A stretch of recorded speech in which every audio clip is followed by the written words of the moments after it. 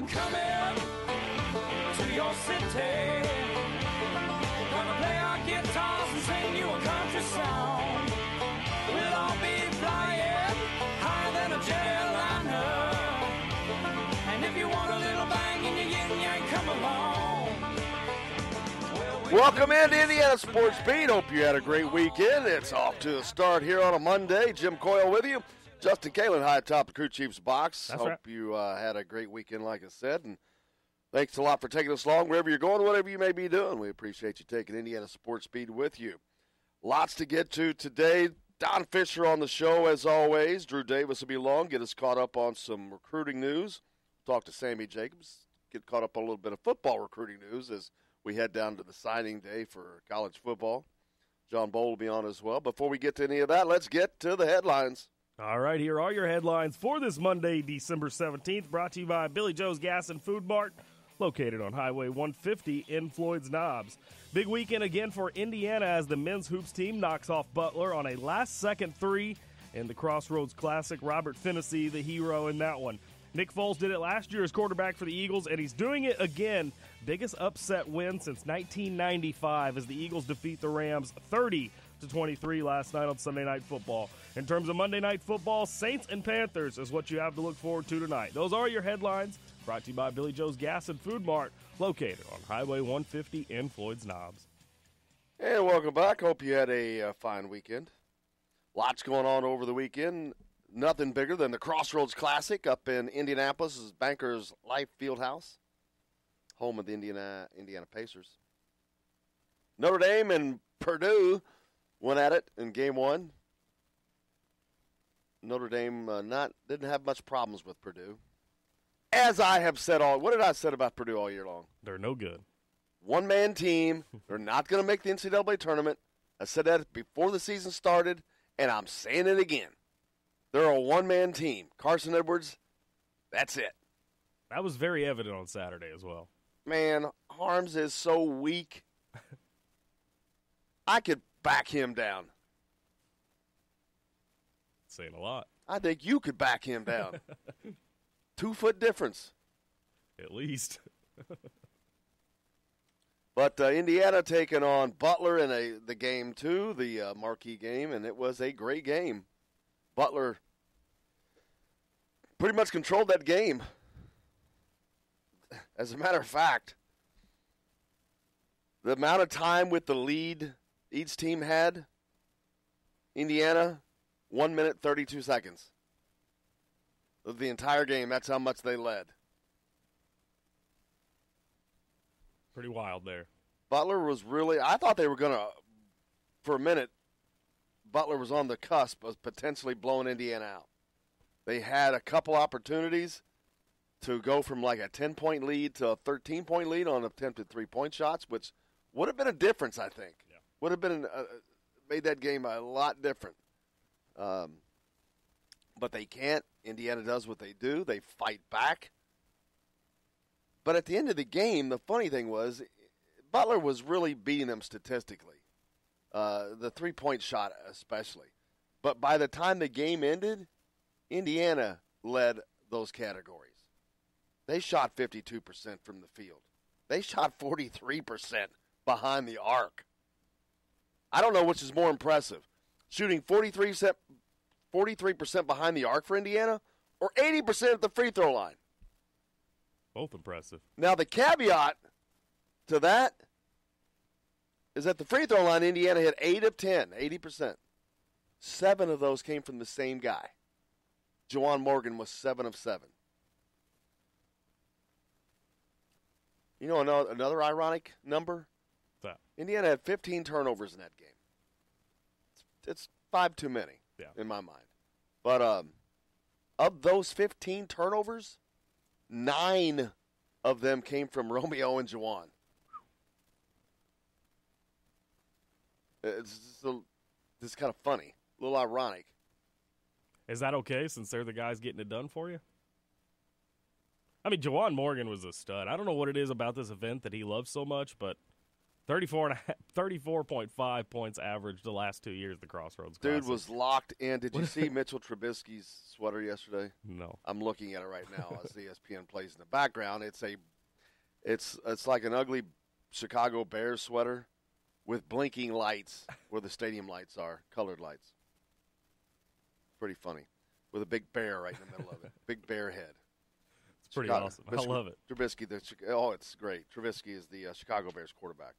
Sorry to let that interrupt, but it popped up, and I could not let that pass. What was I saying? Just talking about the game. Juwan. Yeah, I Being a mean, beast. is it okay if they turn the ball over? Of course. I mean, mistakes happen. But 9 of the 15 came from those guys. Now, for one thing, that says that the ball was in their hands a lot. Yeah. But that's too many turnovers. 9 turnovers between your top 2 guys? It's too many turnovers, man. Too many turnovers, but what an unbelievable yeoman-like performance by Juwan Morgan. Dude was locked in from the word go. Yeah. They rang Ed Bell. He came out swinging, and he did not stop swinging until the bell rang to end the 12th round. Yeah. He just was in it to win it all day long. Couldn't miss. Was hitting from behind the arc. He was 4 of 6 or 6 of 8. What was it? 4 of 6 behind the three-point line. That's only 2 shots he missed all day.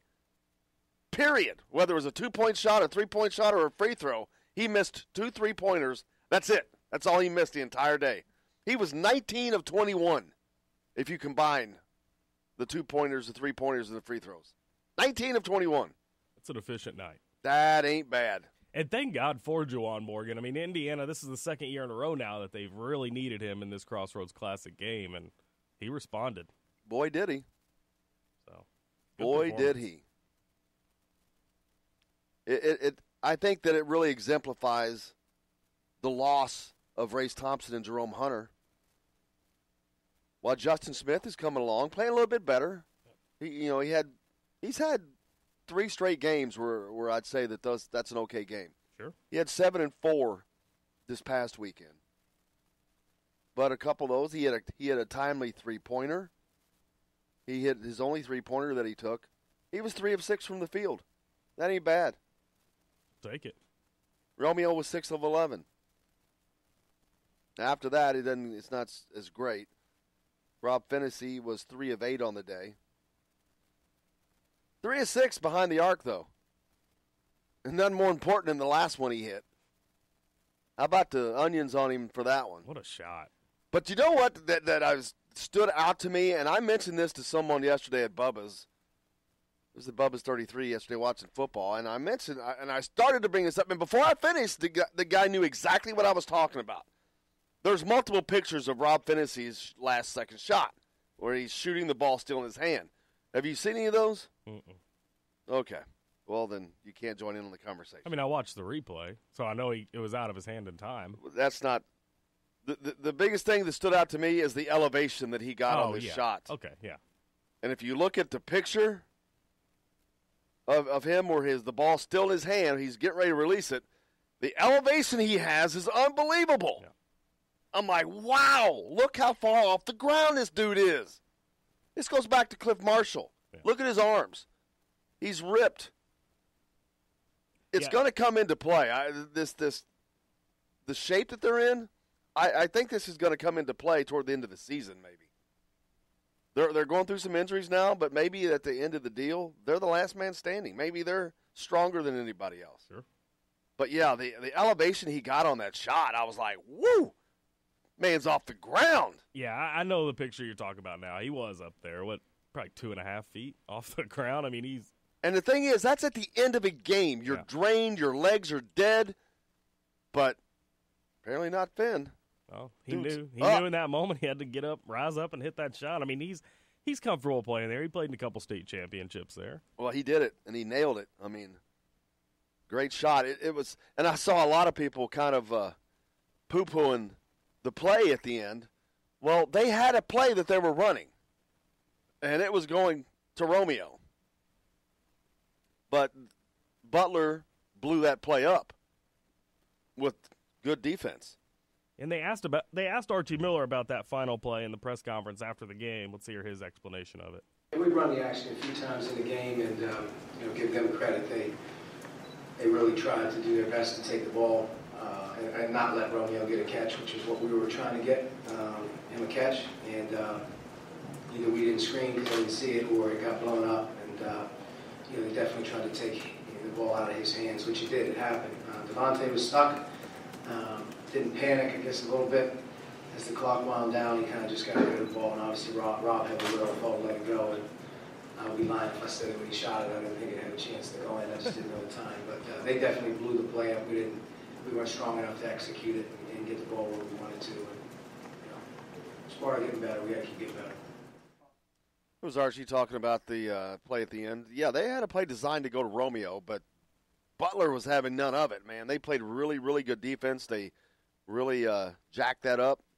And Rob had no choice. He's like, oh, hell.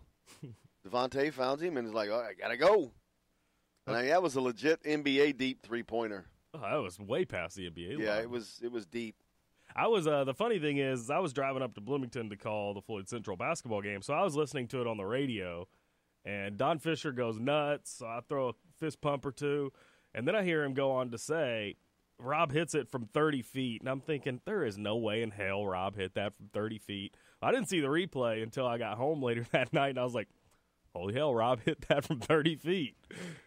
I don't know how far out it was exactly, but it was out there. Yeah. Hell of a shot. Great call by Don Fisher, as a matter of fact. We'll hear that here in just a second. God, I've heard it a couple times, and I love it. Could hear it a couple more, right? I can't hear it enough. You can't hear Don Fisher would make checkers exciting. I mean, who else do you want calling your games than those? And the sad thing is, like I said, I don't get to hear him call the games hardly because I'm always there. It's a disappointment. You miss out. I'm telling you, I like listening to Don Fisher's call, but we'll hear that here coming up shortly. We've got Don on the show today. Plenty more. We've got Drew Davis as well, Sammy Jacobs. Stay tuned. We got a lot more coming up here on Indiana Sports Beat right back after this.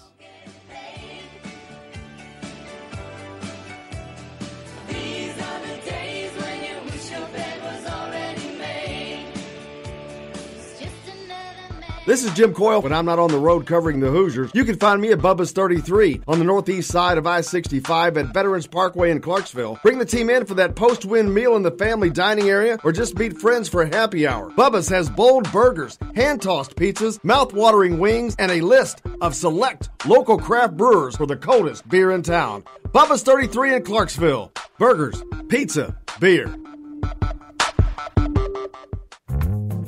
Many medicines used to treat colds and flu contain acetaminophen, a pain reliever and fever reducer found in hundreds of over-the-counter and prescription medicines. But taking too much or more than one medication containing acetaminophen per day can damage your liver. So always read the label and don't take acetaminophen if you drink 3 or more alcoholic drinks every day. To learn more, visit fda.gov/OTC pain info. A message from the U.S. Department of Health and Human Services Food and Drug Administration. If you're a homeowner and have storm damage to your roof, you want a hometown contractor you can count on and trust. Brooks Roofing of New Albany has been doing quality work since 2006. Check out their work for yourself at brooksroofingin.com. No job is too big or too small, commercial or residential. Brooks Roofing is probably working in your neighborhood right now. Visit brooksroofingin.com or call 812-868-ROOF. That's 812-868-ROOF. Brooks Roofing, the protection you need when nature strikes. We all want a winning smile for those championship photos, and that's exactly what you will get at Reynolds Family Dentistry in Sellersburg. Reynolds Family Dentistry has been serving the dental needs of Hoosier families for over 30 years. Let Doctors Roger and Jay Reynolds take care of your family. Just off of I-65 at 809 South Indiana Avenue in Sellersburg. Call 812-246-3368. That's Reynolds Family Dentistry, 812-246-3368. All right, crew, let's get her dug. Honey, you want to give...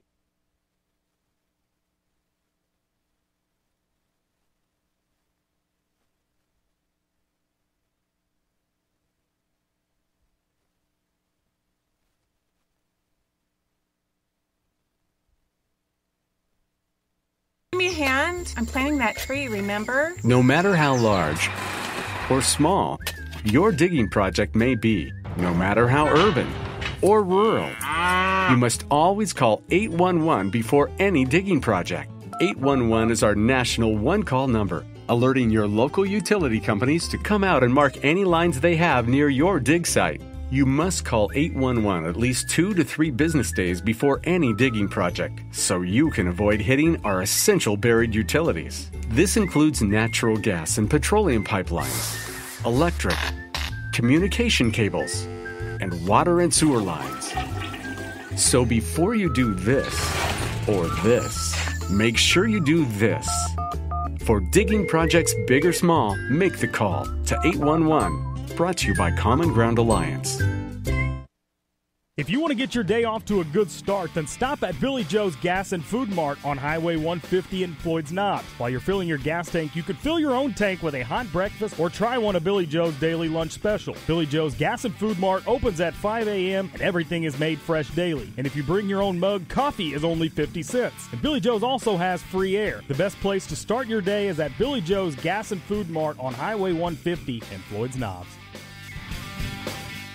If you want the most comprehensive coverage of the Indiana Hoosiers, you need Indiana Sports Beat with Jim Coyle. Join us each Monday through Friday for interviews with the players and playmakers. Weekly guests like Don Fisher, Terry Hutchins, and Chronic Hoosier. We've got live reports from each game. No one gives you better coverage of Indiana athletics. Indiana Sports Beat with Jim Coyle is available on iTunes and Google Play. You can follow us on Facebook or at IndianaSportsBeat.com. Indiana Sports Beat with Jim Coyle. We don't miss a beat.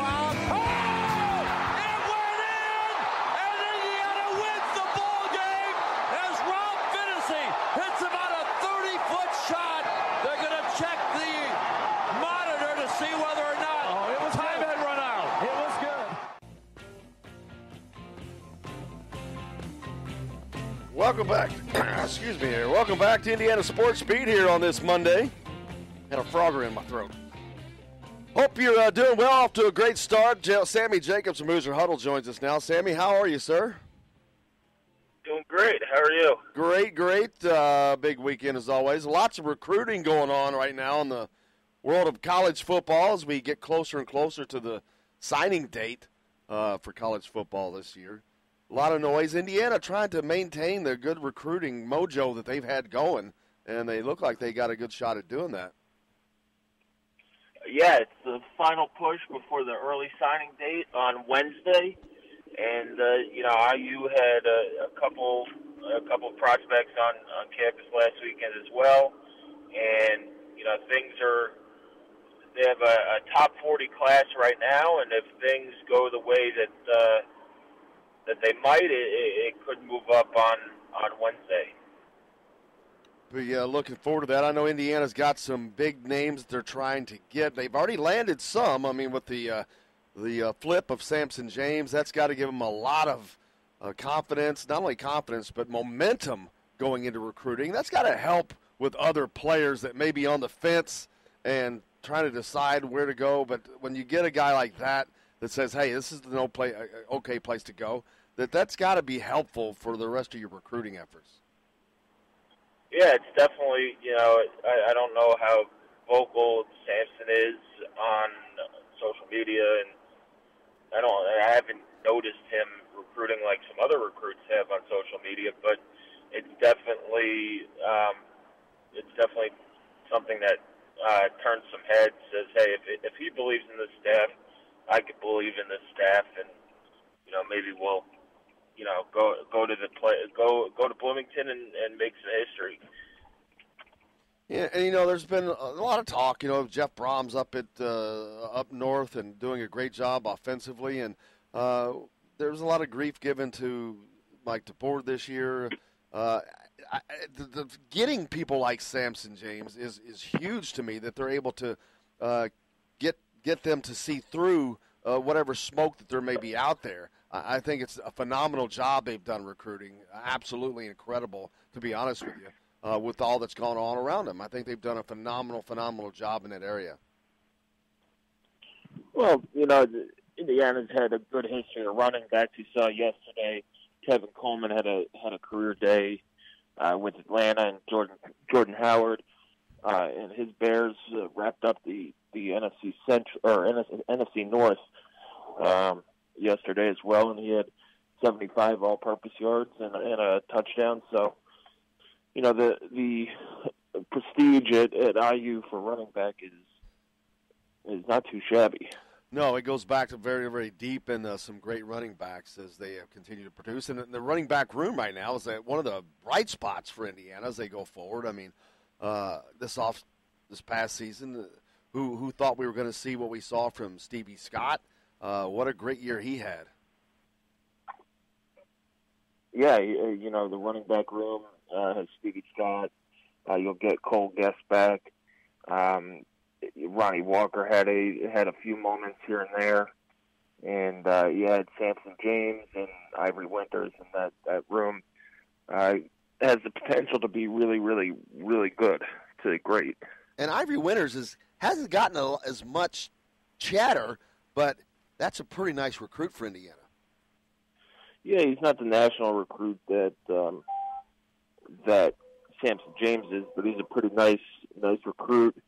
Another big running back, and you know, it'll be interesting to see how they use them in the fall. Talking with Sammy Jacobs from HoosierHuddle.com. Make sure you check out that football content for Indiana there. Sammy, what are some of the names that they're expecting to land by Wednesday when the commitment day rolls around? Can you repeat that question? I said, who are some of the bigger names that they're expecting to get recruiting-wise when the signing day comes Wednesday that they're expecting to land? And who are some of the potential surprises that we may hear from? Well, you know, a lot of the guys have already been committed. Bo Robbins is a big name. He's a 4-star guy. He's expecting to sign, I believe. And, you know, we'll see.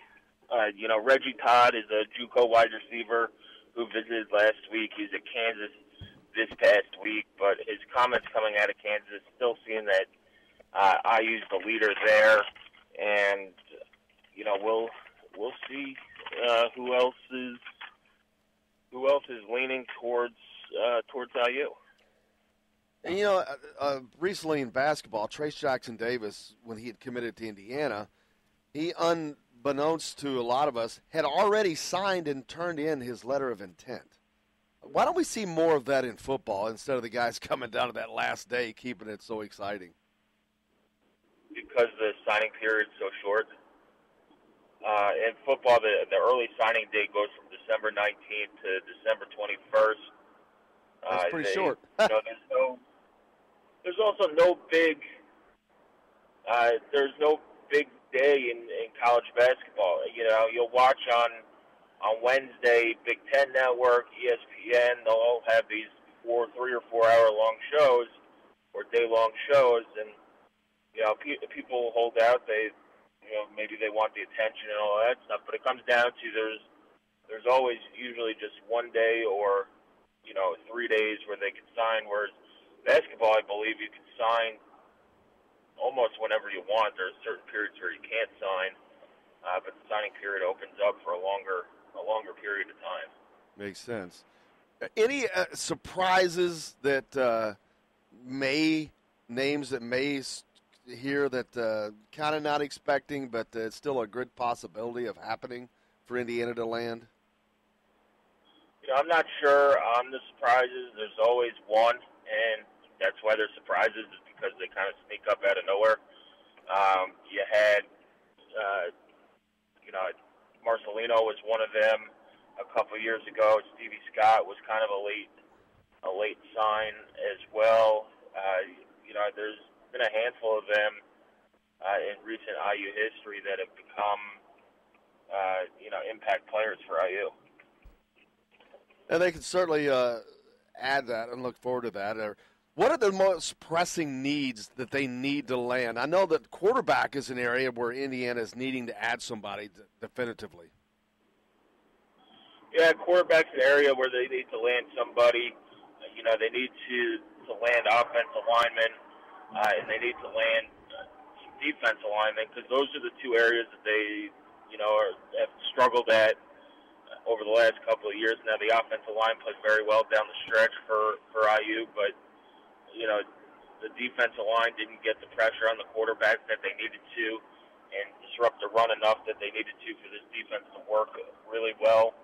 And then the offensive line, they need to balance out the classes there. They had a lot of upperclassmen and seniors last year, and it's just hard to win with young guys. So maybe they go the JUCO route there and get somebody. But in the trenches is probably their biggest need outside of another quarterback. And speaking of quarterbacks, any names sticking up that they're probably going to get, might get, hope to get? I mean, we'll see. Not that I know off the top of my head right now, but we'll see.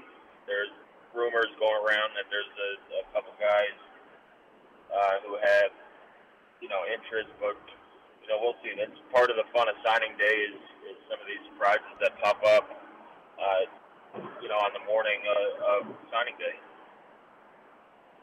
A little thunder going on outside, I think.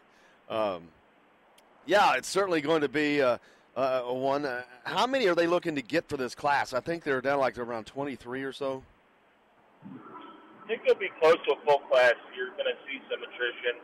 You saw some attrition already with some underclassmen, or not underclassmen, but some four-year juniors leaving as well, in Austin Doris and Devondre Love. So we'll see. I think they'll be close to a full class. I don't know how many they'll sign on Wednesday, or if they leave a couple spots open for the signing day in February. But when it's all said and done, it should be close to a full class. And that's very important to keep things going, because that way you don't get into a situation where they are right now a quarterback. They're a cycle. They're out of cycle at quarterback, basically, I guess is the best way to put it. Is that something you agree with? Yeah, but it's more than out of cycle. This thing goes back. The quarterback issues go back to 2012 when Roberson broke his leg and Wilson used Sudfeld for most of the year and used his year of eligibility and threw everything off. And then, Cam Kaufman and Roberson transfer out, and he never really recovered from that. He had a swing and a miss on a lot of quarterbacks, from Xander Diamont to Austin King to, he had Dick Tronte transferred out, and, he ended up with Peyton Ramsey. So this goes back to, it's more than just balancing out the classes. You're still trying to fix a mistake from 2012. And it's amazing how in football, the years, it's so far out of the effect on the team, because we're looking at 6 years of an effect here, cause and effect in a recruiting cycle, going back 6 years at quarterback, where I remember when they were so deep at quarterback at one time, when Trey Roberson and Kaufman and Sudfeld, and then they became quarterback poor. I mean, you had a great one in Nate Sudfeld for 4 years, but after him, it got kind of rocky. Yeah, and that's what happened, the effects of a move. Now, you didn't feel it immediately. They felt it in 2014 a little bit when Nate got hurt, but you really didn't feel the effects until 2016. And that's with a lot of stuff in college football. That down recruiting year doesn't hit you the next year. It hits you 2-3 years down the road when those freshmen become upperclassmen. Any word on the recovery of Michael Penix, how he's doing, how he's faring? I haven't heard much about him. Well, IU's not going to release injury information unless they're asked, and there really hasn't been much availability in the off season just yet. Maybe that's a question that somebody asked on Wednesday and heading into spring practice, but the original timeline was that he would be able to participate in spring and be 100% by June. So there's no reason to think otherwise. Sounds good. Sammy Jacobs from HoosierHuddle.com. Thank you so much for joining us. We'll look forward to talking on Friday. There should be a lot to talk about then. All right. Thanks, Jim. Thank you. Sammy Jacobs from HoosierHuddle.com. Complete football coverage for Indiana. A lot to talk about this week as the recruiting comes to a head. The signing day on the 21st, Wednesday to Friday. So we'll see how that turns out. The beginning. See if they can fill that class and get the quarterback that they so desperately need. Yeah. They're in that situation right now that you've seen for the last 2 years because of what I was just talking about with him, that they got out of sequence 6 years ago. Well, they had three. They were 3 deep. They had 3 guys that were starting, rotating in. And then that didn't work, and you lose them, and you had a great quarterback for 4 years. But that's where they screwed up. They didn't have a replacement for him studying underneath of him. And then they went the JUCO route, and then kind of did the same thing again. So I think they've hit on something good with Michael Penix. Unfortunately, he goes down with a knee injury against Penn State last year after finally getting in. But hopefully he'll have a full recovery, and we'll see how that goes next season for them. But we'll have plenty to talk about in regards to football recruiting on Wednesday and Friday. Wednesday, Matt Weaver from Peaks.com will be here. Well, actually, we may push him off till Thursday because of everything that's going on. But we've got a basketball game Wednesday, so we got plenty to talk about all week. But we'll keep you caught up on what's going on. We got plenty more coming up here on Indiana Sports Beat. We got Drew Davis getting us caught up on recruiting news from the basketball standpoint. Stay tuned. Indiana Sports Beat with Jim Coyle's back right after this.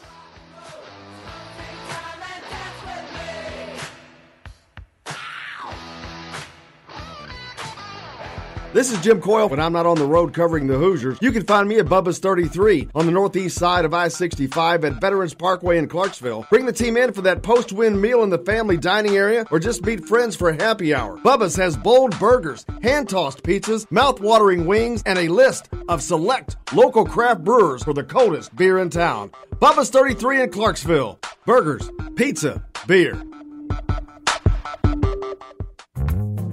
Many medicines used to treat colds and flu contain acetaminophen, a pain reliever and fever reducer found in hundreds of over-the-counter and prescription medicines. But taking too much or more than one medication containing acetaminophen per day can damage your liver. So always read the label and don't take acetaminophen if you drink 3 or more alcoholic drinks every day. To learn more, visit fda.gov/OTC pain info. A message from the U.S. Department of Health and Human Services Food and Drug Administration. If you're a homeowner and have storm damage to your roof, you want a hometown contractor you can count on and trust. Brooks Roofing of New Albany has been doing quality work since 2006. Check out their work for yourself at brooksroofingin.com. No job is too big or too small, commercial or residential. Brooks Roofing is probably working in your neighborhood right now. Visit brooksroofingin.com or call 812-868-ROOF. That's 812-868-ROOF. Brooks Roofing, the protection you need when nature strikes. We all want a winning smile for those championship photos, and that's exactly what you will get at Reynolds Family Dentistry in Sellersburg. Reynolds Family Dentistry has been serving the dental needs of Hoosier families for over 30 years. Let Doctors Roger and Jay Reynolds take care of your family. Just off of I-65 at 809 South Indiana Avenue in Sellersburg. Call 812-246-3368. That's Reynolds Family Dentistry, 812-246-3368. All right, crew, let's get her dug. Honey, you want to give me a hand? I'm planting that tree, remember? No matter how large or small your digging project may be, no matter how urban or rural, you must always call 811 before any digging project. 811 is our national one-call number, alerting your local utility companies to come out and mark any lines they have near your dig site. You must call 811 at least 2 to 3 business days before any digging project, so you can avoid hitting our essential buried utilities. This includes natural gas and petroleum pipelines, electric, communication cables, and water and sewer lines. So before you do this or this, make sure you do this. For digging projects big or small, make the call to 811. Brought to you by Common Ground Alliance. If you want to get your day off to a good start, then stop at Billy Joe's Gas and Food Mart on Highway 150 in Floyd's Knobs. While you're filling your gas tank, you could fill your own tank with a hot breakfast or try one of Billy Joe's daily lunch specials. Billy Joe's Gas and Food Mart opens at 5 a.m. and everything is made fresh daily. And if you bring your own mug, coffee is only 50 cents. And Billy Joe's also has free air. The best place to start your day is at Billy Joe's Gas and Food Mart on Highway 150 in Floyd's Knobs. If you want the most comprehensive coverage of the Indiana Hoosiers, you need Indiana Sports Beat with Jim Coyle. Join us each Monday through Friday for interviews with the players and playmakers. Weekly guests like Don Fisher, Terry Hutchins, and Chronic Hoosier. We've got live reports from each game. No one gives you better coverage of Indiana athletics. Indiana Sports Beat with Jim Coyle is available on iTunes and Google Play. You can follow us on Facebook or at indianasportsbeat.com. Indiana Sports Beat with Jim Coyle. We don't miss a beat.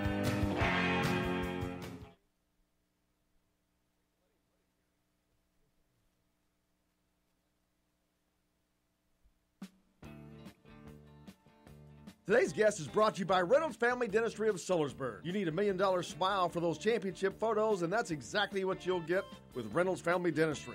You get a shiver in the dark, it's raining in the park. And welcome back to Indiana Sports Beat with Jim Coyle here on this Monday as we start the week off right. Going to get you updated on any recruiting news going on in the world of college basketball, especially in regards to Indiana. Drew Davis from Peaks.com joins us, as he does each and every Monday. Drew, sir, how are you? I'm doing good, Jim. How about you? Good, brother. Busy weekend for you. I didn't see you, so I'm assuming you had a busy weekend elsewhere. Yeah, I had a busy weekend watching some recruiting action.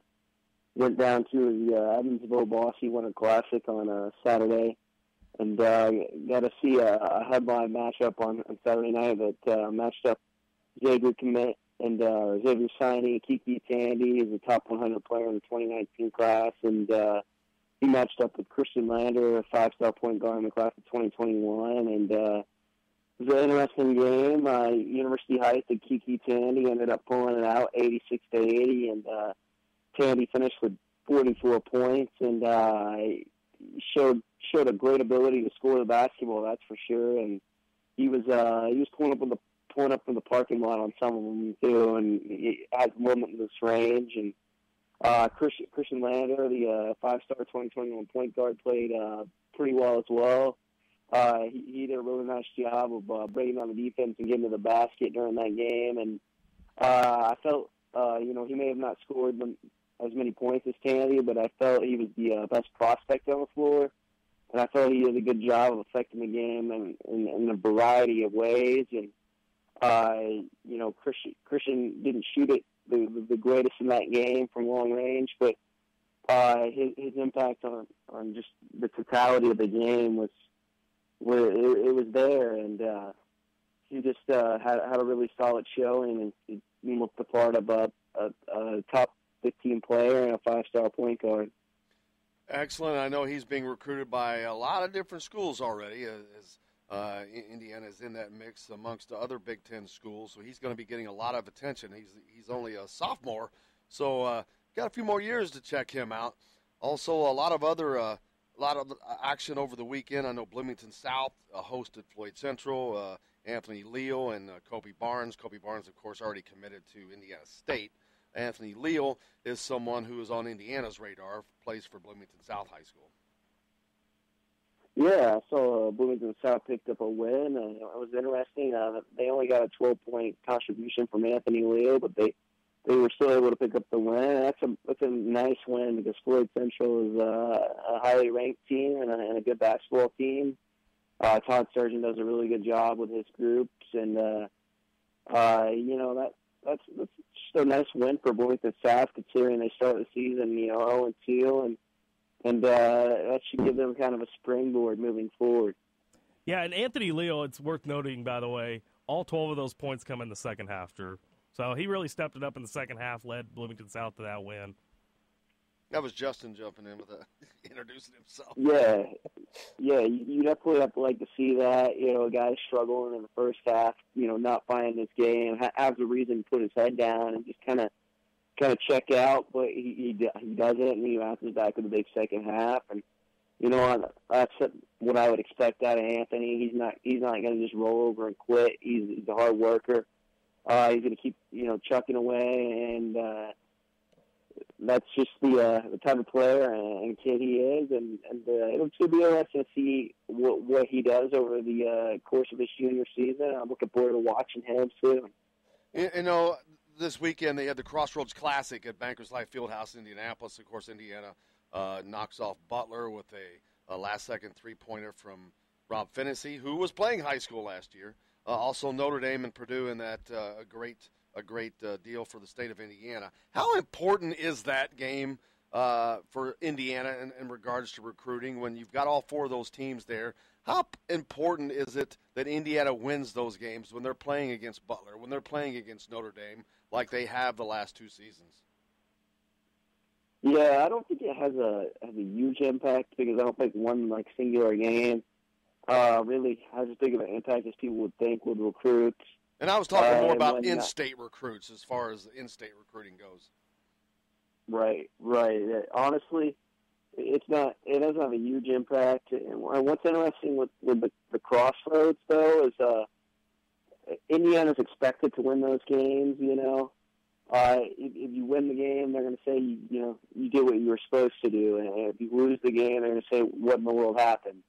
And that's just kind of how it is because, Indiana, and no disrespect to the other programs in the Crossroads, is, more of a highly regarded blue blood program. And it's a different deal between Indiana and the other three programs, in my opinion. And it's just an interesting event. I think it's a good event, but I think Indiana could potentially, I think there's other alternatives that might be better options in the Crossroads for Indiana. And I know there are several that go on, and Indiana doesn't play in those because they've been committed to that specific event. Because there's been talk. There's the made for TV kind of events that has Kansas and Duke and Kentucky and those kind of teams that they've wanted Indiana to play in, and I'm sure that's kind of what you're talking about. Yeah, there's the CBS Sports Classic that I'm not sure where it's at this year, but past year it was in Vegas, and it kind of rotates around from what I remember. And that event right now has Ohio State, UCLA, North Carolina, and Kentucky. There's talk of people, saying that Indiana and Kentucky would rehash their rivalry in that event, which wouldn't be, a terrible idea. And I think CBS, when they set up the event, their original plan was to have Indiana, UCLA, North Carolina, and Kentucky, but Indiana could not do it because of their obligations to the Crossroads, so they had to pick up Ohio State. And I honestly like that type of event for Indiana. I think it's a good national event, good national exposure with top programs in the country. And I think that's the type of event Indiana needs to be playing in. I mean, it's not going to happen for a few years, but I think that would just be a really, really good move for IU to get into an event like that. Yeah, those are the events that I think that they need to be in to broaden their footprint on the national recruiting scene again, as that had been lost somewhat over the last couple of years through not having good play, not having some good seasons, and then coaches not doing that. So a lot of different reasons for it, but I agree. I think that for a national recruiting footprint, Indiana needs to be in those because they haven't been in that conversation. And where these other teams, Kentucky, Duke, North Carolina, Kansas, they have been playing in these, and they are looked at more on the national stage. And I think Indiana needs to get back to that. Yeah, and you look at, Kansas getting that national exposure the school gets, like they go out and they open the year in the Champions Classic up there at Bankers Life, or sometimes they have it in Chicago, sometimes in New York. And that's a big event. That's a lot of attention, obviously, at Michigan State, Kentucky, and Duke in that as well. Some power programs. And then you look at events like the CBS Sports Classic and just some of these other events. And, they offer Indiana a real, platform on the national stage, and I think it's one that they need to take and get into as quick as they can. Is that something that I haven't heard a lot of conversation about it, to be honest with you, and I'm not sure that if you have either, but have you heard any conversations about Indiana trying to get to that? I know there were questions to Archie about the Crossroads and if he thought it was important that they played in it. And while he says that, yeah, it is, I think he was kind of non-committal because maybe in the back of his mind he knows they need to be playing in a more higher prestige event, or at least adding that to the repertoire. Yeah, he did kind of hint at that, and it's interesting because I know he likes the Crossroads, but I definitely think he'll be the type of guy that's looking to make that move, but the opportunity presents itself. But obviously, IU's locked in with contractual obligations to the Crossroads. I'm not sure until what year, but I know it's like the next 2 or 3, I believe.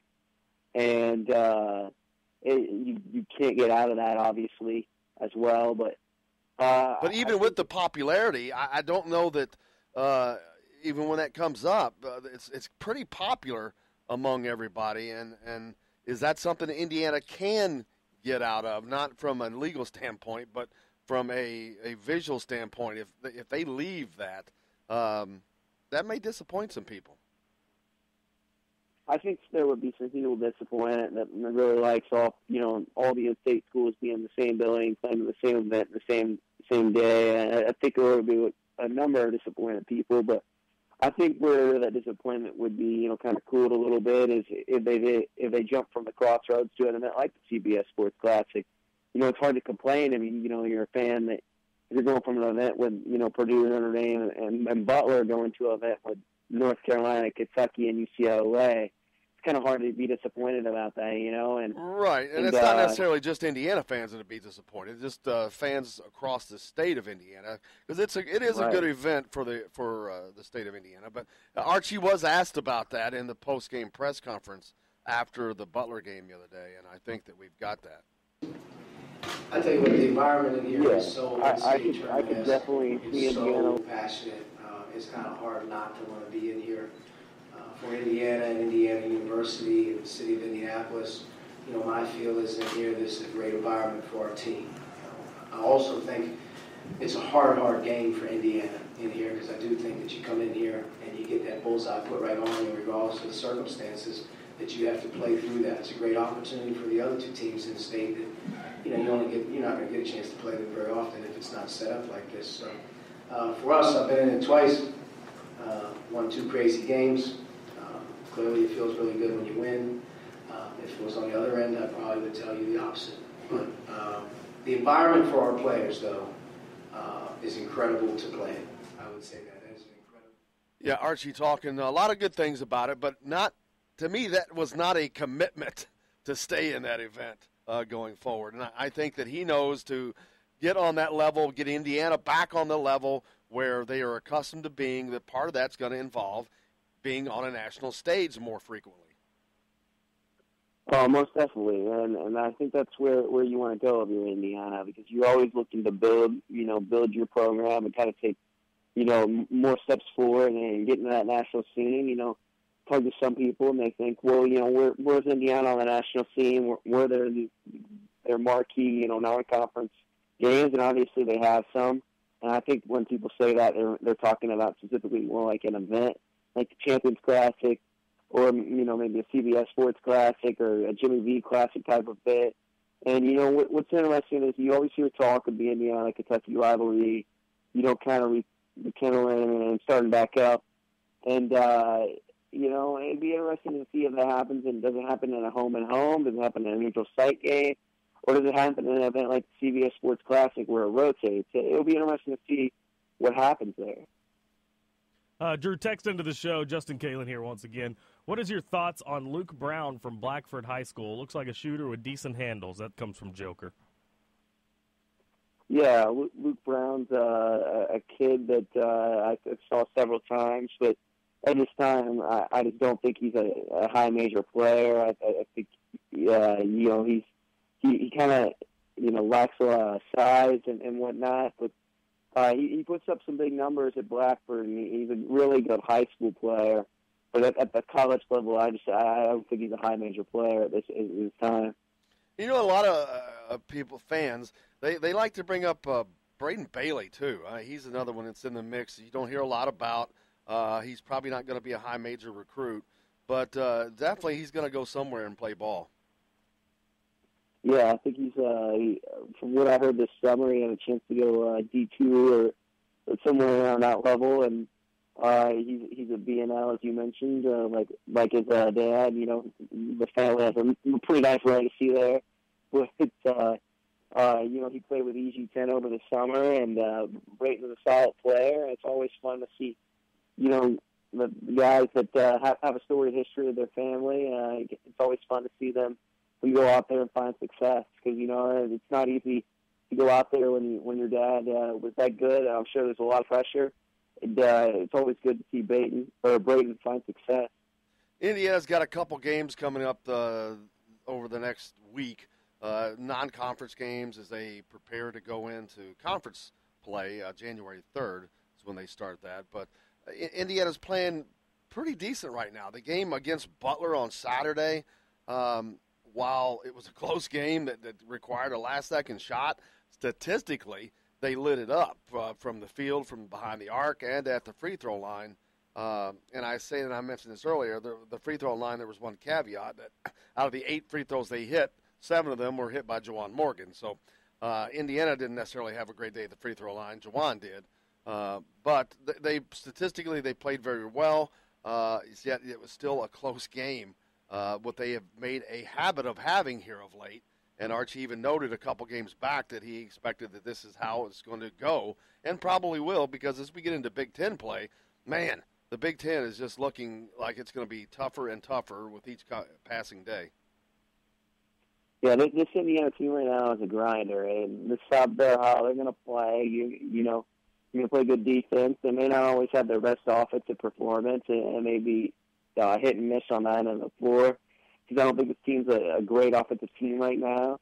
But, you know, you look back, and Indiana's probably led 5 minutes out of the last 80 minutes of gameplay, and they have 2 wins. And what I think is a positive step in the right direction is Indiana wasn't winning those games under the Cream regime. Those were the games that Indiana too often lost. And Archie Miller showing that he's able to win games like that is, I think, a real good sign. And you know, you look at Juwan Morgan, an outstanding day at the Crossroads. That's probably, you know, he's played really, really well there the last 2 years. And without Juwan Morgan, Indiana loses that game to Butler. You know, he got hot from three-point range as well, and was just an all-around really good performance from Juwan.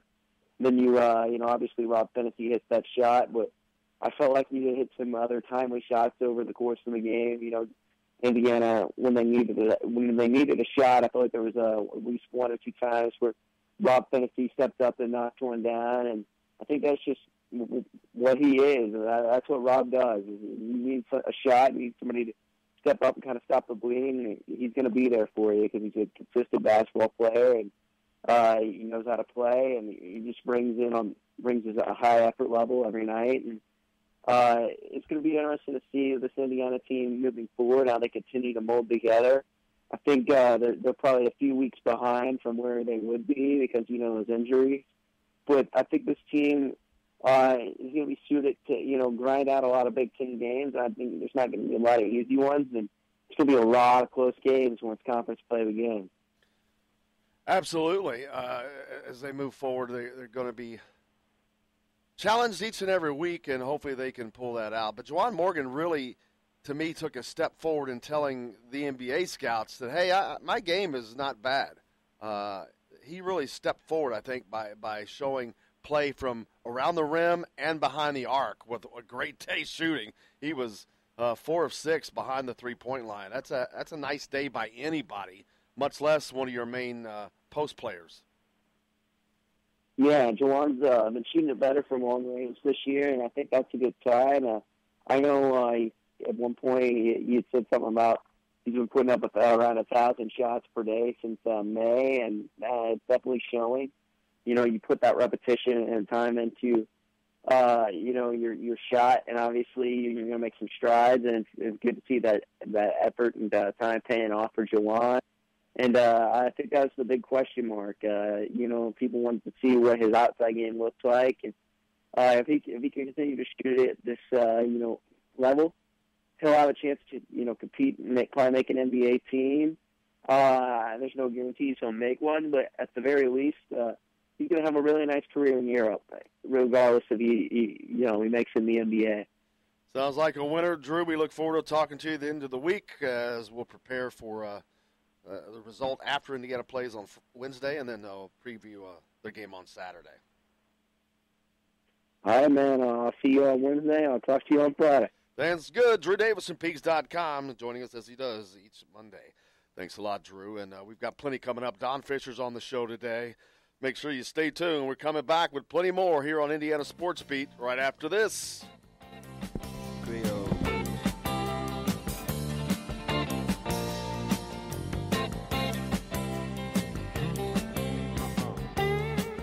This is Jim Coyle. When I'm not on the road covering the Hoosiers, you can find me at Bubba's 33 on the northeast side of I-65 at Veterans Parkway in Clarksville. Bring the team in for that post-win meal in the family dining area or just meet friends for a happy hour. Bubba's has bold burgers, hand-tossed pizzas, mouth-watering wings, and a list of select local craft brewers for the coldest beer in town. Bubba's 33 in Clarksville. Burgers, pizza, beer.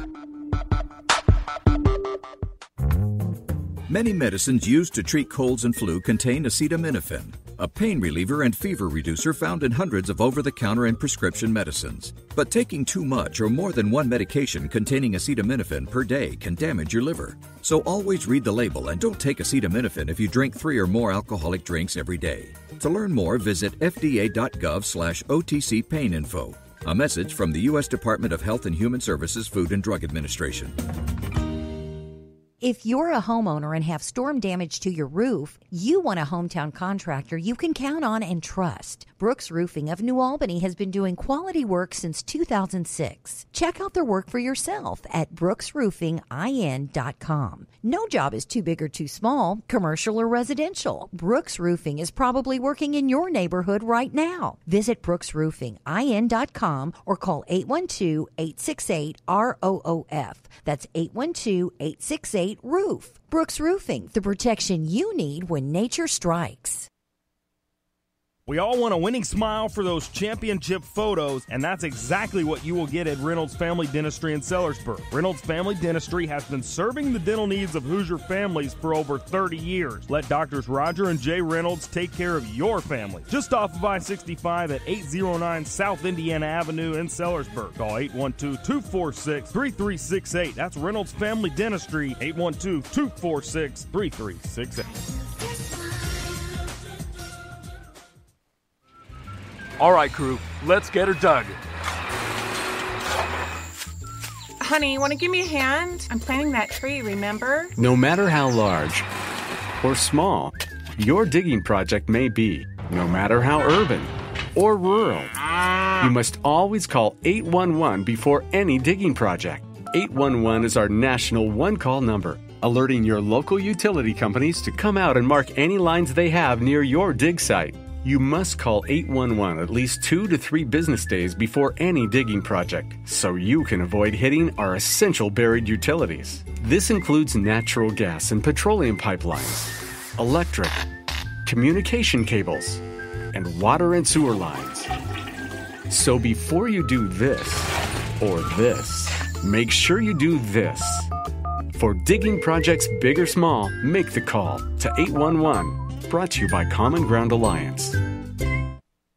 If you want to get your day off to a good start, then stop at Billy Joe's Gas and Food Mart on Highway 150 in Floyd's Knobs. While you're filling your gas tank, you could fill your own tank with a hot breakfast or try one of Billy Joe's daily lunch special. Billy Joe's Gas and Food Mart opens at 5 a.m. and everything is made fresh daily. And if you bring your own mug, coffee is only 50 cents. And Billy Joe's also has free air. The best place to start your day is at Billy Joe's Gas and Food Mart on Highway 150 in Floyd's Knobs. If you want the most comprehensive coverage of the Indiana Hoosiers, you need Indiana Sports Beat with Jim Coyle. Join us each Monday through Friday for interviews with the players and playmakers. Weekly guests like Don Fisher, Terry Hutchins, and Chronic Hoosier. We've got live reports from each game. No one gives you better coverage of Indiana athletics. Indiana Sports Beat with Jim Coyle is available on iTunes and Google Play. You can follow us on Facebook or at indianasportsbeat.com. Indiana Sports Beat with Jim Coyle. We don't miss a beat.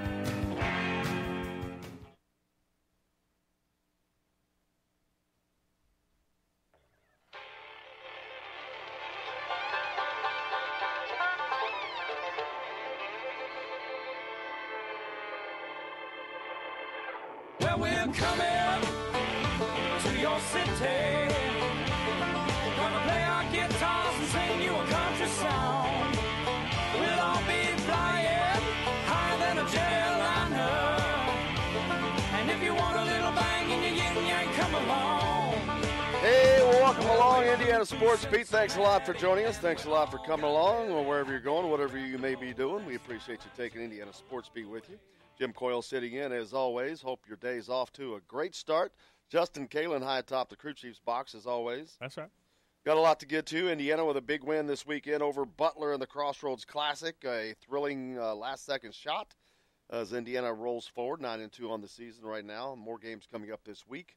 A lot to get to. Football recruiting news as well. But before we get to any of that, let's get to the headlines with Justin. All right, here are your headlines for this Monday, December 17th, brought to you by Billy Joe's Gas and Food Mart, located on Highway 150 in Floyd's Knobs. As Jim said, big weekend for Indiana as the men's hoops team knocks off Butler on a last-second three by Rob Finney in the Crossroads Classic. They moved the record up to 9-2 on the year. Nick Foles did it last year as a quarterback for the Eagles, and he's doing it again. Biggest upset win since 1995 as the Eagles beat the Rams 30-23. They were 13.5-point underdogs in that one. Saints and Panthers get set for Monday Night Football tonight. Those are your headlines for this December 17th.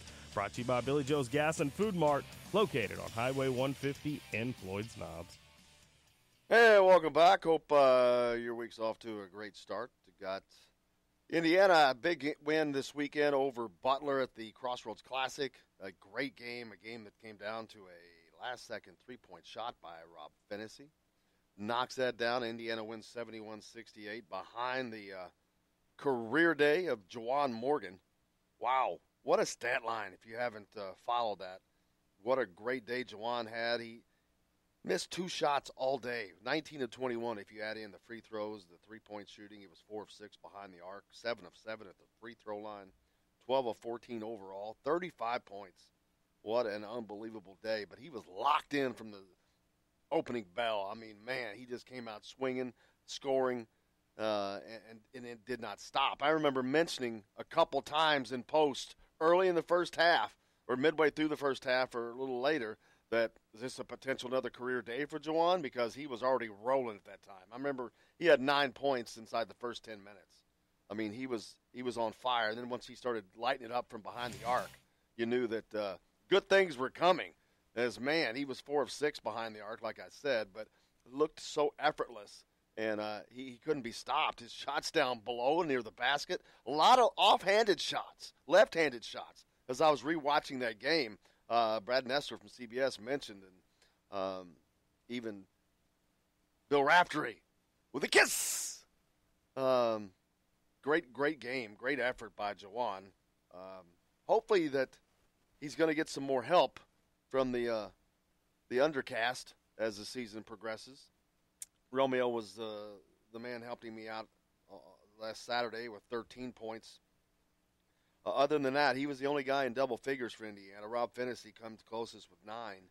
But it was pretty much the Rob and Romeo, or the Juwan and Romeo show. Justin Smith didn't have a bad day. He had 7 points, 4 rebounds, but played great defense against a good team. This Butler team, Bill Raftery thinks that they may win the Big East. The Big East has a team called Villanova that's the defending national champion and winner of 2 out of the 3 last national champions in it. So Butler is a good team, as always. They're always so well coached, and Laval Jordan doing another great job for them this year. As Sean McDermott, man, for Butler, talk about lighting it up from behind the arc. He was 6 of 10. Dude shot 60% behind the 3-point line.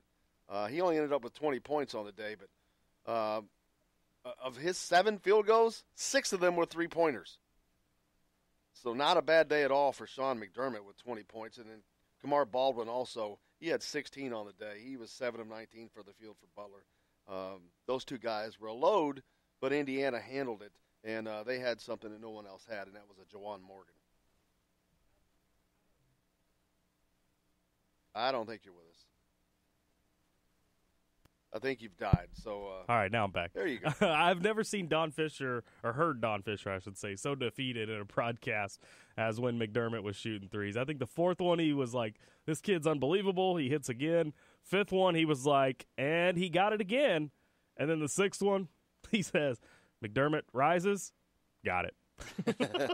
Well, I wish we'd have played that. That would have been great to hear. But, yeah, he was certainly, it's like, gee whiz. When they needed a big shot, they got it.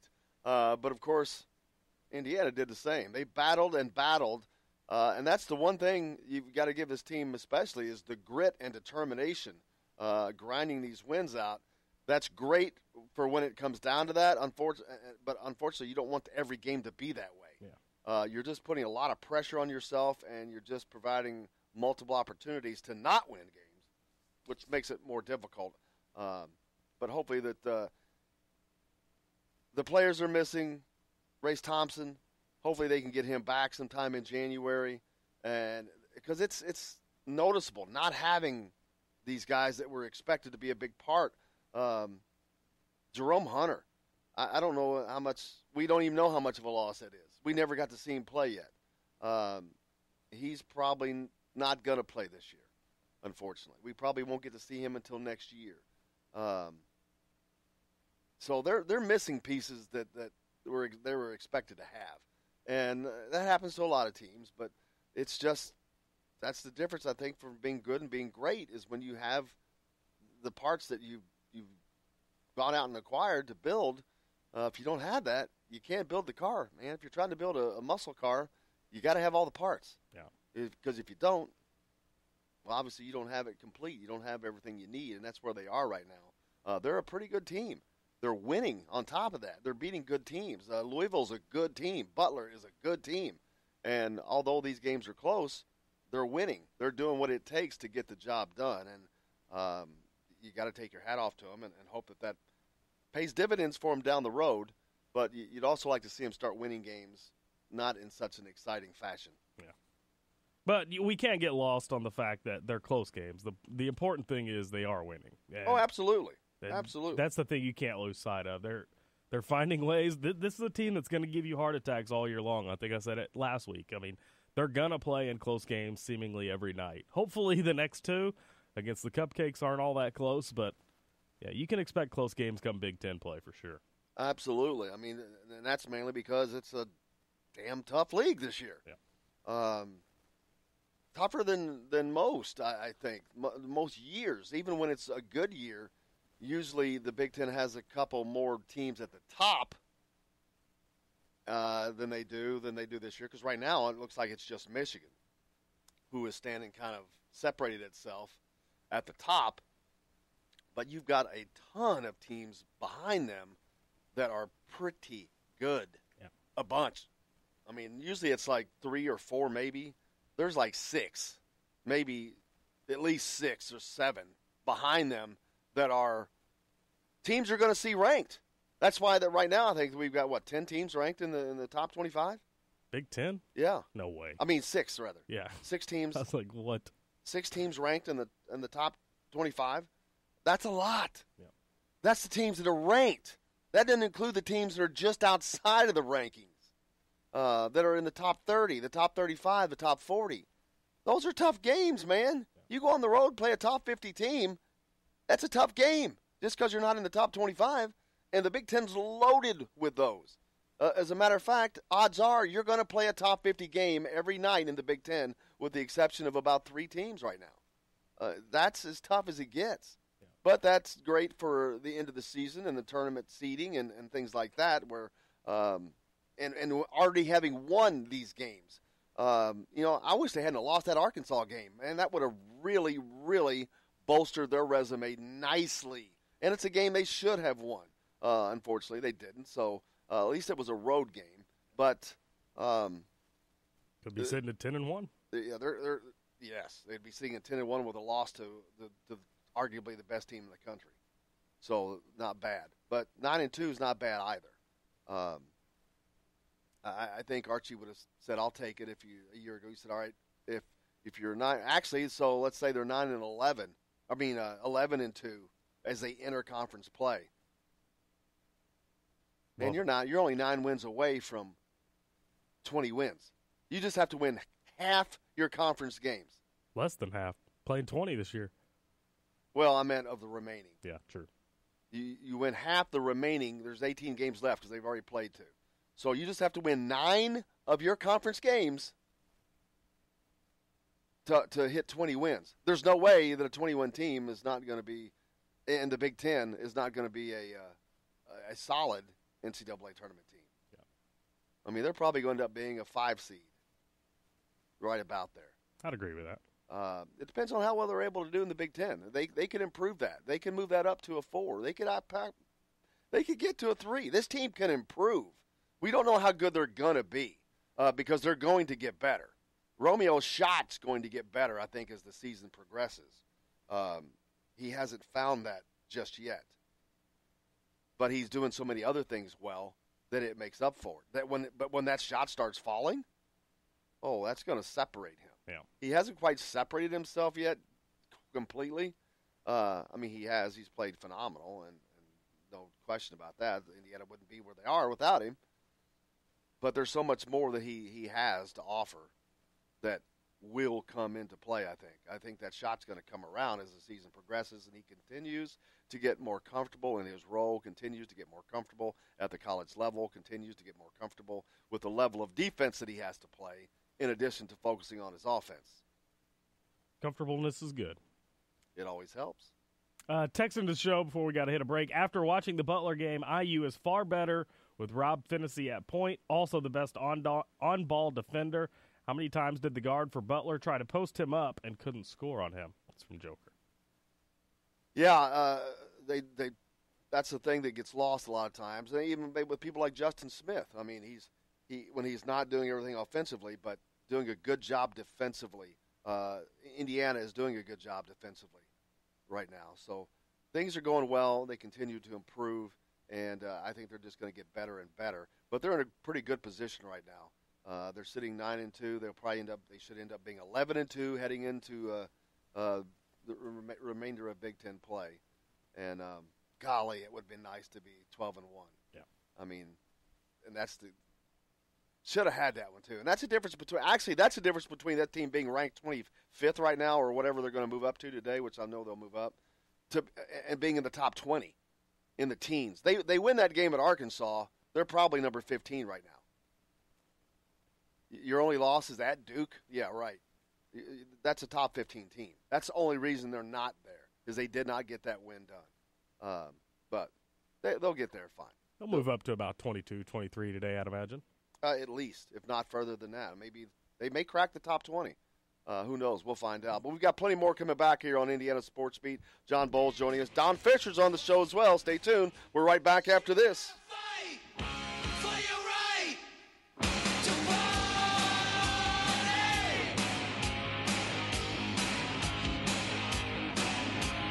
This is Jim Coyle. When I'm not on the road covering the Hoosiers, you can find me at Bubba's 33 on the northeast side of I-65 at Veterans Parkway in Clarksville. Bring the team in for that post-win meal in the family dining area or just meet friends for a happy hour. Bubba's has bold burgers, hand-tossed pizzas, mouth-watering wings, and a list of select local craft brewers for the coldest beer in town. Bubba's 33 in Clarksville. Burgers, pizza, beer.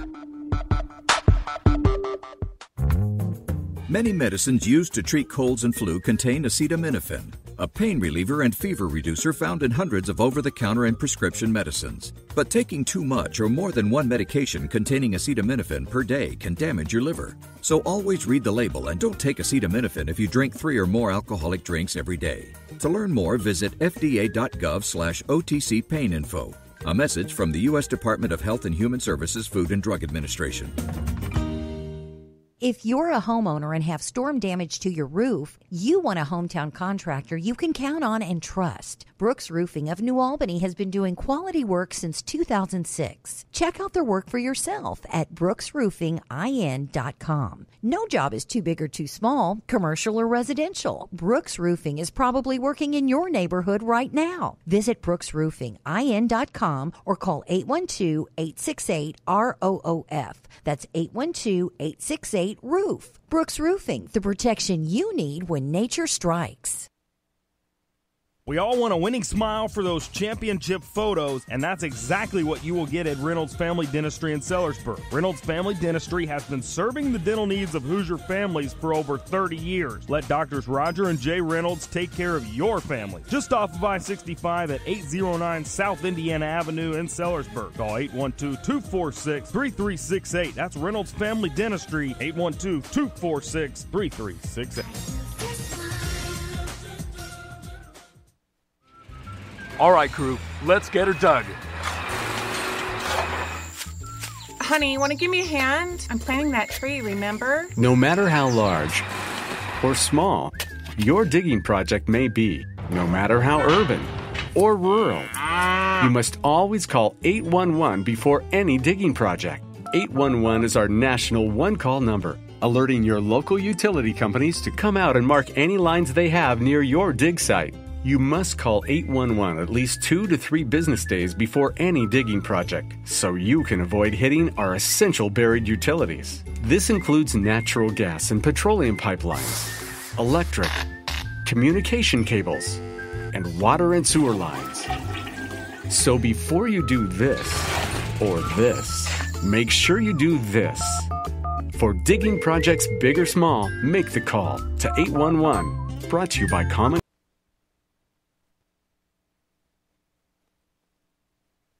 Ground Alliance.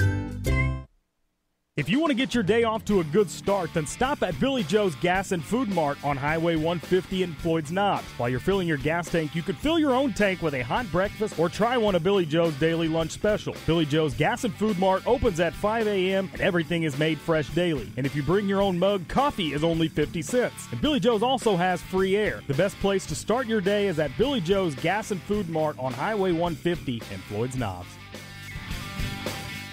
If you want the most comprehensive coverage of the Indiana Hoosiers, you need Indiana Sports Beat with Jim Coyle. Join us each Monday through Friday for interviews with the players and playmakers. Weekly guests like Don Fisher, Terry Hutchins, and Chronic Hoosier. We've got live reports from each game. No one gives you better coverage of Indiana athletics. Indiana Sports Beat with Jim Coyle is available on iTunes and Google Play. You can follow us on Facebook or at indianasportsbeat.com. Indiana Sports Beat with Jim Coyle. We don't miss a beat.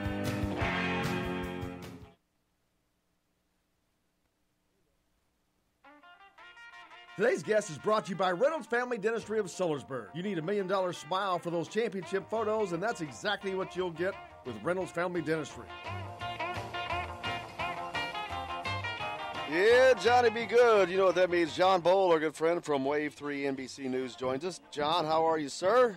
Hey, good. How are you guys? Great. How was your weekend? I know you watched some football because I watched you on the news early this morning, and you mentioned it. So you broke your commandment. Oh, no, I know. I broke my boycott. I went to BW3 with my daughter back from college, sophomore UK, and we watched the Packers because we were all fired up about the Packers' playoff chances where they had to win the table and have the Vikings lose 2 of 3, and we thought that was possible, and it is now not possible. And we had to watch that whole painful game. Yeah, not good. Painful. Well, the Colts had a better go of it. Man, they shut the Cowboys out. I couldn't believe it. Yeah, so who's your coach of the year? I would say it's either Frank Reich or the Bears coach, right? Yeah, I love what Frank Reich's doing. I love how he seems to be relating to the players. He seems to be a player's coach that's able to get it done. A lot of times players' coach can't always get it done because they can't make tough decisions sometimes because of that relationship. But, man, he seems to be really riding that line just perfectly, and they seem to really be responding to him. And they're playing pretty damn well. They've won 7 of their last 8 games and probably should have won 8 straight. But they're barely in, right? They have to keep winning. Yeah, oh, yeah, they're on the outside looking in. Yeah, I thought that what's really impressive about the Colts to me, the game was right next to the screen right next to the Packer game was their defense. Their defense came to play, man. I'm not that impressed with Dallas. I knew they were paper. And it looks like Philly is coming back good after last night's Sunday night game. So I think Philly will farther than Dallas will. But, yeah, doing it with defense. Andrew Luck looks good. All the second questioning, holding Andrew Luck out for so long, those people were wrong. They did the right thing, hired the right coach. They're on the right track. That's all good. Packers, on the other hand, you know, I looked at the stats. If you look at the stats afterwards, they were exactly the same. 19 first downs each, rushing yardage, throwing yardage, all within a few yards of each other. But the Bears just looked like the better team. Rodgers missed a couple of huge passes. He had a 3rd and 12 late in the game where he missed a wide-open receiver for a bomb touchdown, overthrew him. That would have really changed the game because the game was tied at that point. So they could have won and didn't.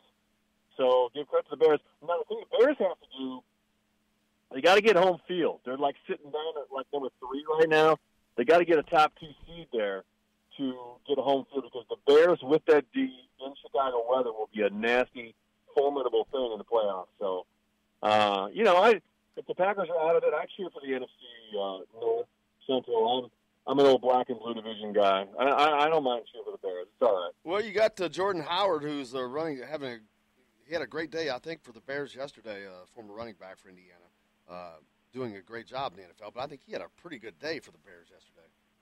Yeah, and then the rest of my weekend, I caught a bunch of huge trout on Friday in the pouring down rain on Otter Creek. All the fishermen fled, and I just got into some huge ones right where they were all fishing.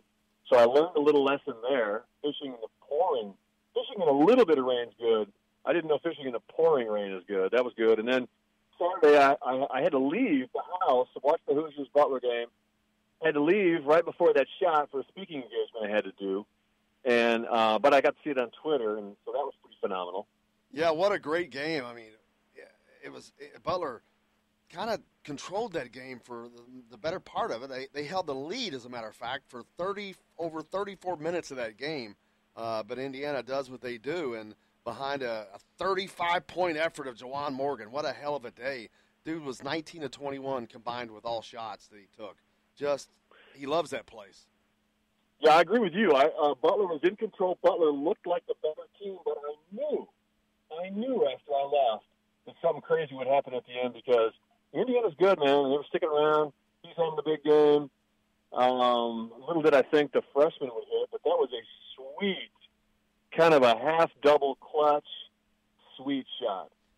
Yeah, I was talking earlier to Justin about that. I said, man, if you look at a picture of that shot where he's at his apex right before he actually lets go of it, he's got unbelievable elevation off of the floor. And I'm like, that's impressive to me for a lot of reasons, but mostly because this is at the end of the game. Your legs are gone. You've played all the 40 minutes of basketball, and yet he's getting up there. I'm like, wow, look at the elevation he's getting. So those guys are strong, and I think that that's going a long way in helping them maintain their stamina in these games that are so close.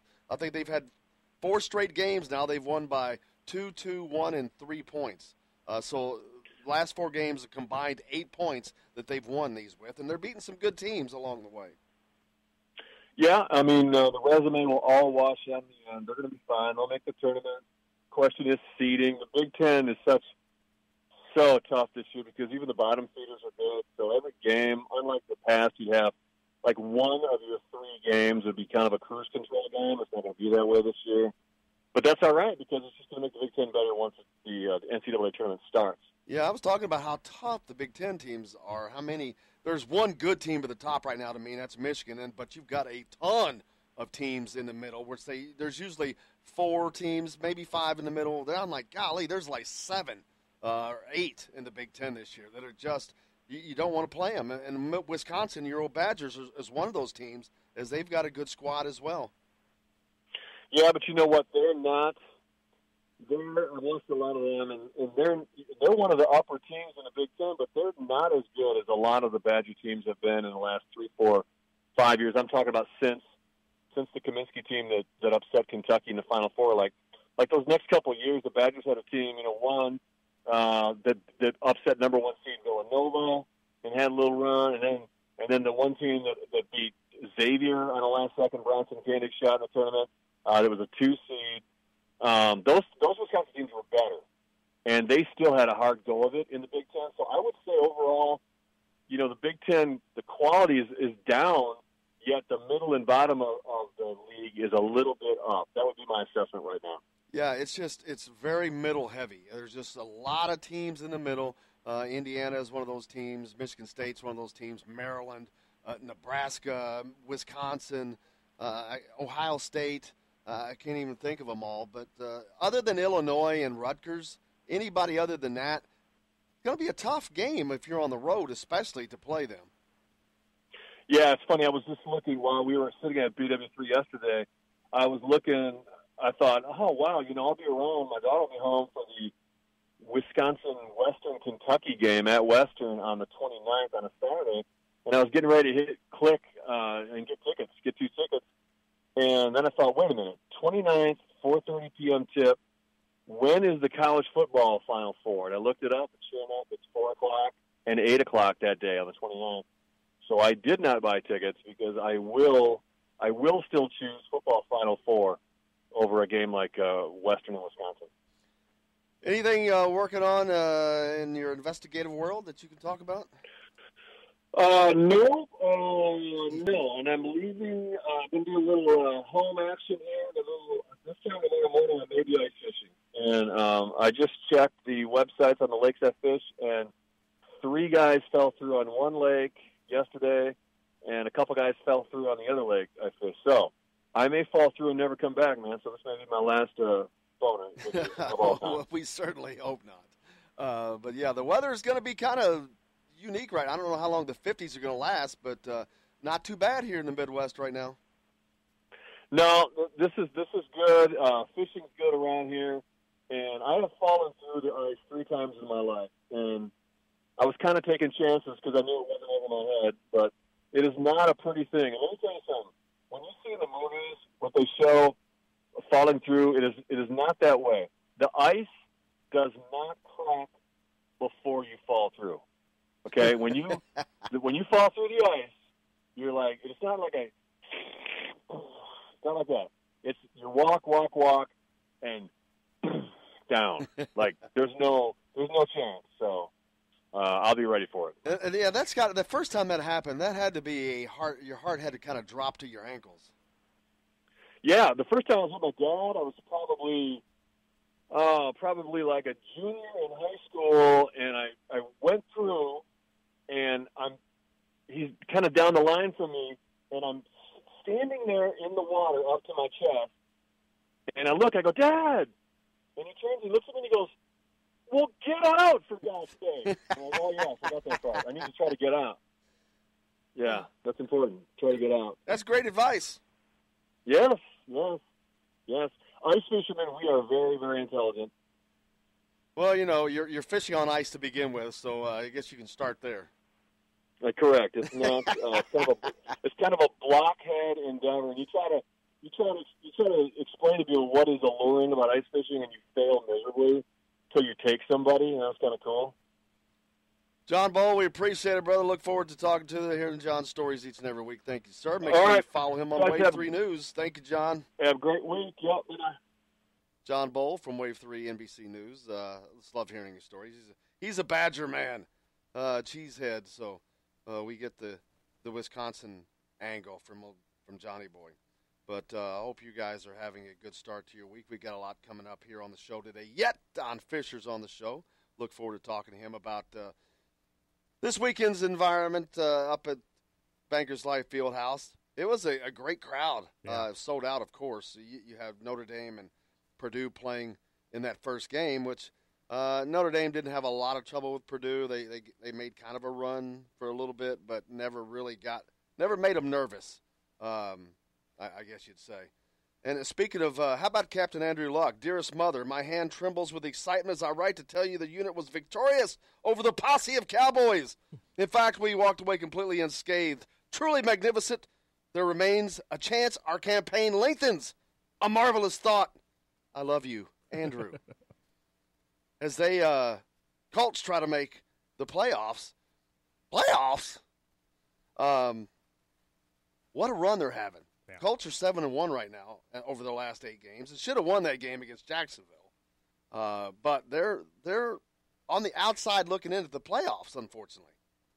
But I think that they're going to squeeze in. If they continue to play like they are, they'll get that wild card spot, which they're trying to get to as they are behind Houston in their division. Yeah. And fortunately for them, they do play in a weak division, whereas Houston is rolling right now, but they'll continue to beat the Titans and the Jags, and the Colts theoretically will do the same. So, I mean, yeah, I like the Colts' odds to get into the playoffs for sure. Yeah, I don't know that they can – I haven't looked at the remaining – well, actually, there's only 2 games left. Yeah. There's only 2 games left in remaining in the regular season, and I don't have the schedule in front of me, and I don't know what if is Houston locked in? Do they have the conference? Oh yeah, won? they're 10-3. Oh, okay. So yeah, so they're 2 games back. So I don't think that they could catch them in a tie because I believe Houston beat Indianapolis. I can't remember. Colts have Giants and Titans left. And Titans are playing well right now. Yeah. Man. Yeah, the Titans are playing well right now. I know that Derrick Henry for them, 408 rushing yards in the last 2 weeks. Silly. That broke the franchise record because the Titans used to be the Oilers, the Houston Oilers. That breaks a franchise record held by my man, Earl Campbell. If you remember Earl, whoo, dude had the biggest thighs I've ever seen in my life. I never could imagine him coming through that line and you're trying to go in and tackle that. I'm like, yeah, not so much. Well, it's kind of the same with Henry. He's a big fella. Well, that's what it reminds me of. Yeah, man, he was a load. But Earl Campbell, how about that? Franchise records held all the way till now. But Derrick Henry, 408 rushing yards. But the Titans and the Colts, that's going to be a matchup there. I was wondering any time I saw a record for the Titans if it went back to the Oilers. Oh, yeah. It's the same franchise. They Right. just changed their name is all. But that's going to probably come down to the end of the season with Indianapolis needing that win to get in. Because even if they go and win the next game against whoever you said they play. Giants. The Giants, but that should be a win. That would still put them at, 9-5 or something like that? 9-6. But they've got to win out, no doubt, to make the playoffs. But they're playing pretty well right now. Yep. We've got Don Fisher coming up on the program next. Lots to get to. Look forward to talking to Don about this weekend's games up in Indianapolis. I'm certain that he found them very exciting. Yeah. If you listen to the call, it was great. We'll have that for you as well. But, man, I love listening to the end of that call of his on the end of that game. Let's play it now. Why wait? Takes it left, gives it up to Devontae Green, down to 5. Devontae looking for Romeo. Right, finally throws it to Rob Finney for a long bomb. Oh! It went in! And Indiana wins the ball game as Rob Finney hits about a 30-foot shot. They're going to check the monitor to see whether or not time had run out. It was good. Yeah, it was good. It was good. Yes, it was. If you watch the replay, you could see that ball was out of his hand clearly before the red lights come on. And you could. The funny thing is, you could hear the horn in the background while Don's calling the call, making the call, and he can't see that it's gone in yet. And you already hear the horn go off because I guess the horn went off actually before the ball went through the net. But pretty cool. Looking forward to talking to Don about that. They asked Rob Finney in the post game if he was cognizant of how much time was left on the clock when he got the ball. Let's hear what he had to say. Yeah, I knew there was probably around, 2 or 3 seconds left when he, picked up his dribble, so I just ran over because I saw Romeo being denied. Yeah, I'm glad he hit that shot. Like I said, that was a busted play. I mean, I remember Archie talked about it, and you heard Don talk about it. Devontae was trying to get the ball to Romeo, and he couldn't get it because they had him defended off. And then he had to just give it up to Rob with hardly no time left because Rob didn't have that ball in his hands a half a second before it was out of his hand. Right. So barely enough time to get the shot off and get it in, but it was. And so we'll look forward to talking to Don about that. But, man, what a great game Indiana coming out with a huge win over a Butler team that Bill Raftery thinks is going to possibly win the Big East Conference, which Villanova's in that conference, Marquette's in that conference.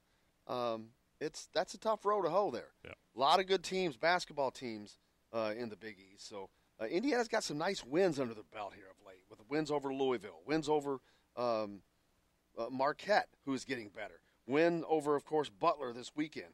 So they've already got several top 50 wins under their belt. They're already marking up their NCAA resume fairly nicely, and they're going to get continued opportunity to do that when the Big Ten starts coming up, because lots of top 50 games in that as well, tons of top 100 games.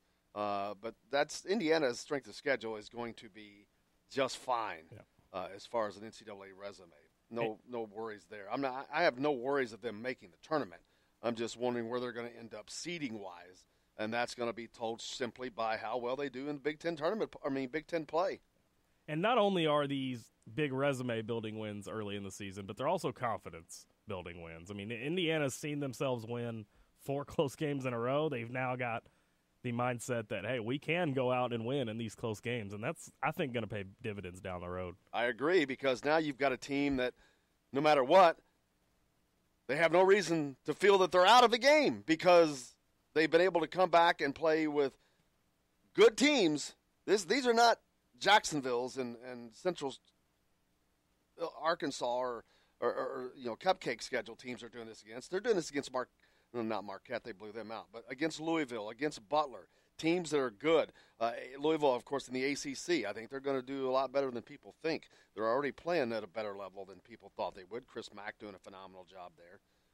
But they're doing this against good teams, so you got to have – that gives you a lot of confidence. So when you're in that position against a team that maybe is not accustomed to being in that position, they're not nervous. They know what to do. They know just to stay the course, run the offense, run the defense, do what you need to do, and don't get nervous and just make it happen, which is what they have done. But lots more coming up. Don Fisher after this. We look forward to talking to Don about this weekend's game. Stay tuned. Indiana Sports Beat.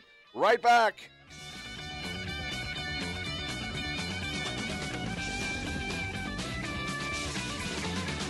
This is Jim Coyle. When I'm not on the road covering the Hoosiers, you can find me at Bubba's 33 on the northeast side of I-65 at Veterans Parkway in Clarksville. Bring the team in for that post-win meal in the family dining area, or just meet friends for happy hour. Bubba's has bold burgers, hand-tossed pizzas, mouth-watering wings, and a list of select local craft brewers for the coldest beer in town. Bubba's 33 in Clarksville. Burgers, pizza, beer.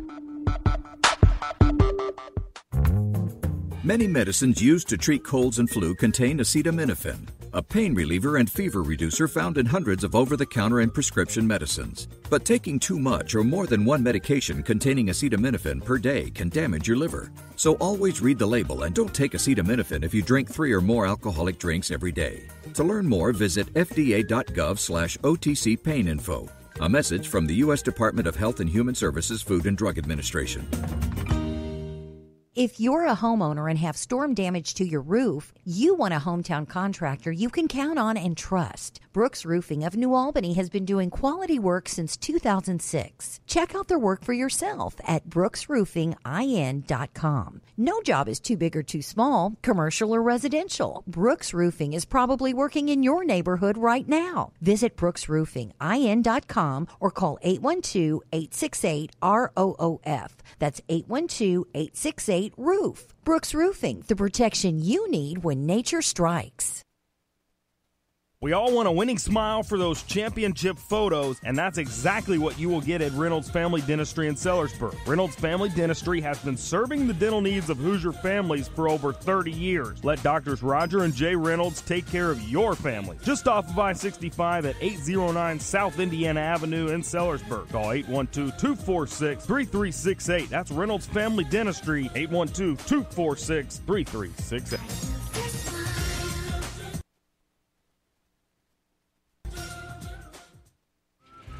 All right, crew, let's get her dug.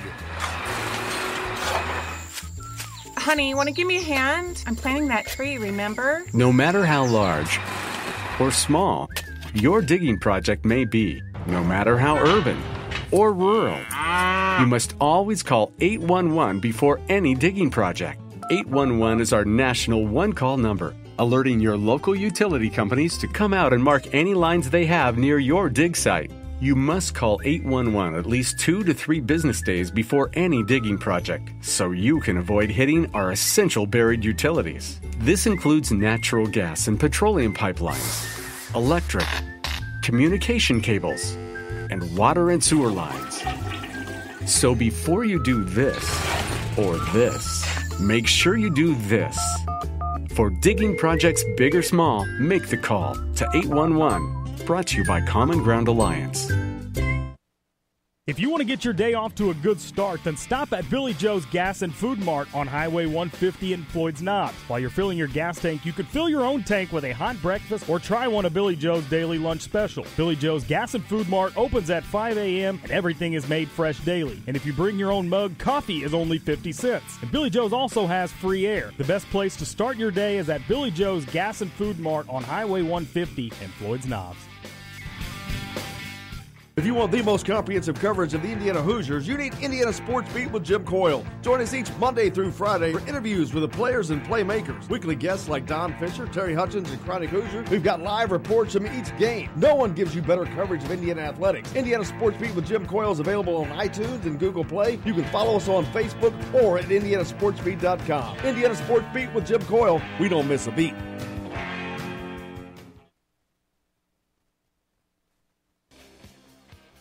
Today's guest is brought to you by Bubba's 33 in Clarksville with hand-tossed pizzas, bold burgers, and ice-cold beer. Pizza, burgers, beer. Bubba's 33 in Clarksville. Welcome back to Indiana Sports Beat here on this Monday. And you know we always get the opportunity to talk to Don Fisher. Don, how are you, sir? I'm doing well, Jim. How are you? Great. See any good games over the weekend? Actually, I saw more than one. I watched the Pacers on Friday night. No question how well they played. Then the Hoosiers, of course, on Saturday, and then I saw the Colts yesterday. So it was a pretty good weekend. Yeah, great Indiana weekend and a great weekend of great wins. Man, the Colts with a big win, blanking the Cowboys yesterday, and of course Victor Oladipo coming back and playing for the Pacers, getting them back online and the Indiana Hoosiers had kind of an exciting game Saturday against Butler at the Crossroads Classic. Yeah, there was no question. It was a thrilling basketball game. Obviously, Indiana didn't play maybe as good as people thought that they should or would or that kind of thing. As the game wore on,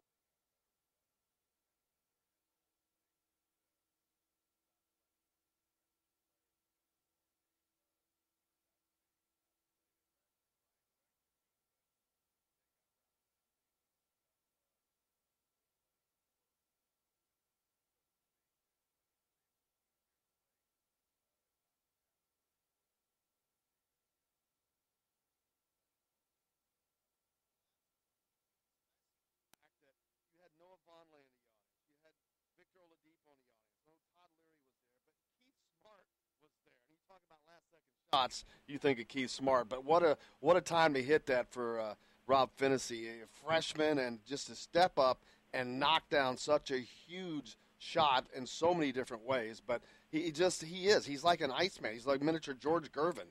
He has ice in his veins, and what a great shot that he hit for Indiana to win that game. Well, he's a special kid. There's no question about that. This freshman class that Archie Miller brought in this past year has proven to be, without question, dynamic in many respects. Of course, Romeo didn't play his best game of the season, but, part of that's going to happen these days because teams can find a way to shut down guys, especially if they are that committed to it, and they certainly were on Saturday trying to keep Romeo from getting as many good looks inside as he normally gets, and I just think that Indiana has to have other people to step up, and Rob Phinisee has certainly been that guy along with Juwan Morgan. What a tremendous performance by Morgan for the second straight year.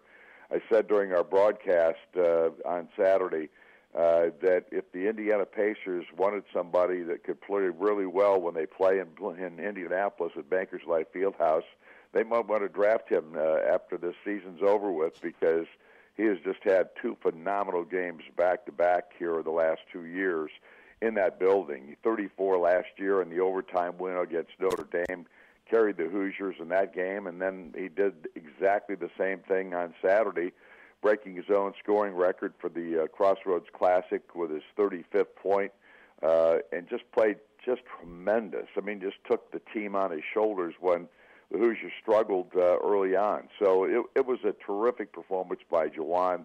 I would be flabbergasted if he's not the Player of the Week, Big Ten Offensive Player of the Week, or Big Ten Player of the Week for the Big Ten. I just think he just is.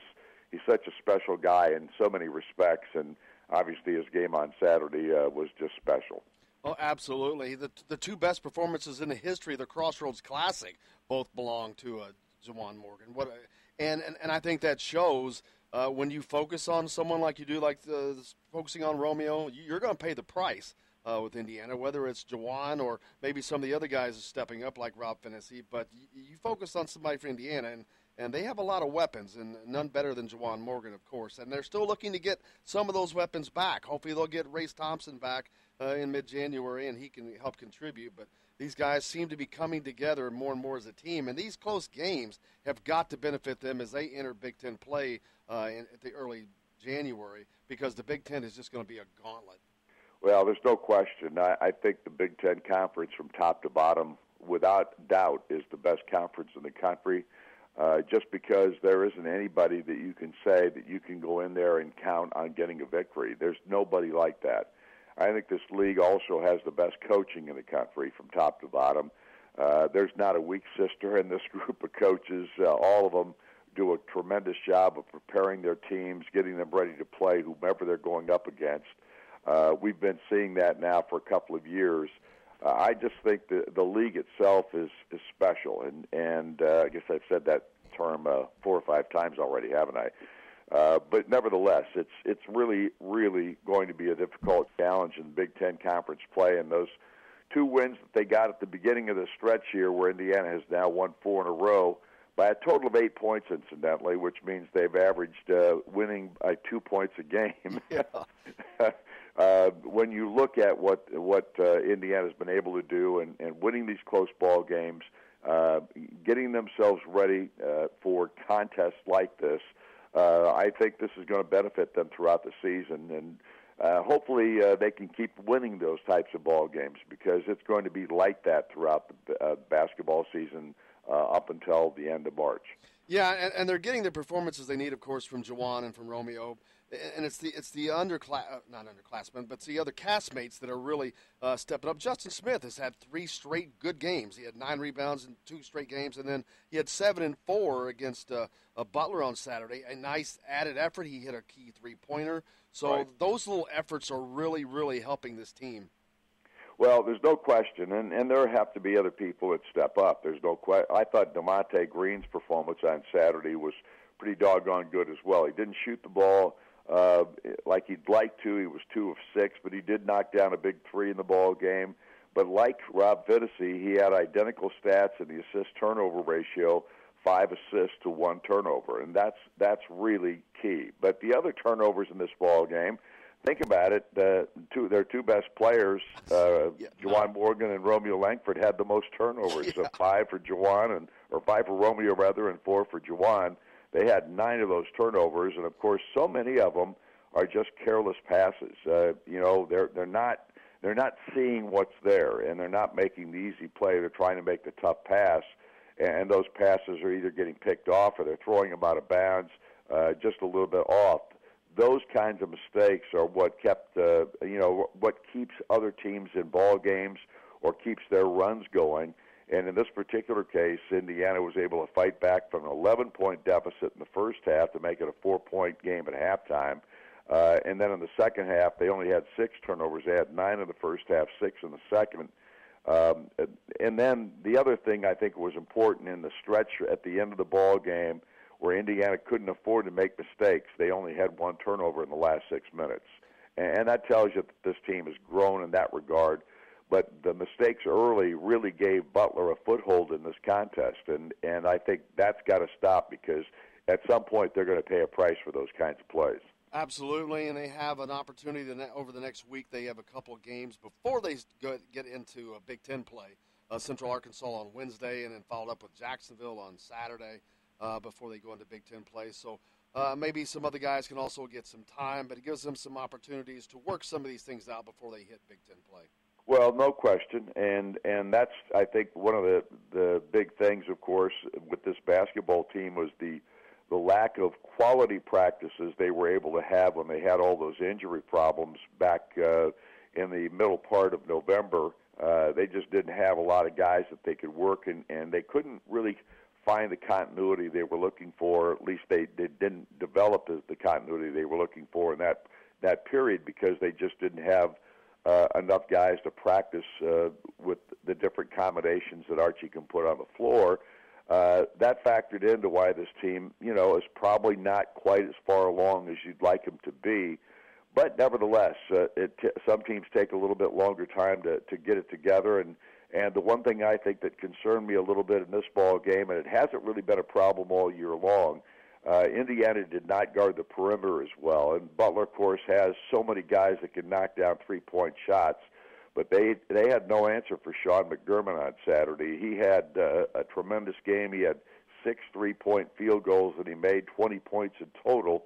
He was the one guy that just kept Butler ahead of Indiana throughout the contest because he could find an open way to get a shot. And Indiana tried to defense him and just didn't do a great job at it. They kept running through multiple screens and those kinds of things to get him open, and he was able to get enough catch and shoot looks that he was able to hurt Indiana that ball game. And as a whole, the team shot, I think Butler shot 40% from the three-point range in a game in which Indiana had held opponents to 28% three-point shooting on the season. So that concerned me a little bit, but let's face it, Butler's a really good basketball team too, and they have such a good, gritty defensive structure, the way that they go about it. They just make everything tough on you. And still, Indiana was able to manage 52% shooting in this contest, which continues to be one of the real pluses for this IU basketball team. And a big part of that's because they try to get the ball inside. And Juwan Morgan, of course, is as good underneath as anybody you're going to find.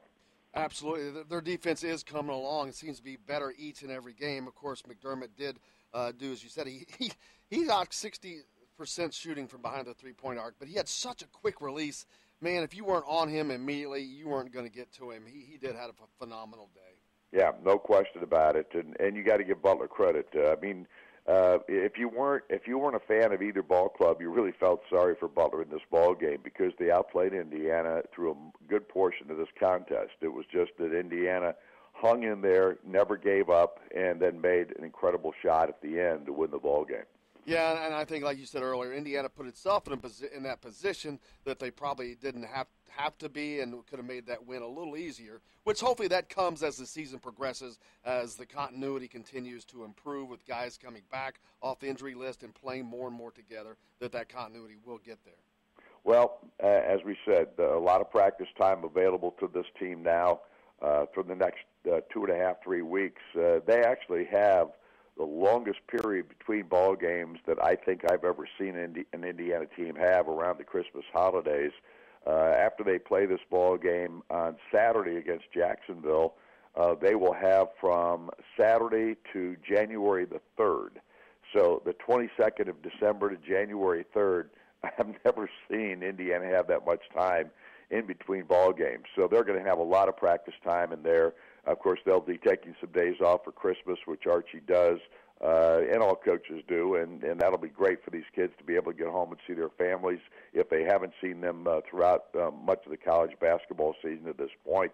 But at the same time, there's a lot of time in there to work on the things that they've been struggling with and to try to get those things better as they enter the Big Ten for the second time. Absolutely. Don Fisher, we thank you so much, sir, and look forward to talking to you again next week. Thanks, Jim. Appreciate you having me. Thank you. Don Fisher, the great Don Fisher, voice of the Indiana Hoosiers, joins us, brought to you by Bubba's 33 in Clarksville, of course. Pizza, burgers, beer. That's going to wrap it up today. Hope you had a great time. Listen, we'll be back tomorrow. Chronic Hoosiers on the program. Mike Schumann, For Justin Kalen, I'm Jim Coyle, and I will see you on the radio.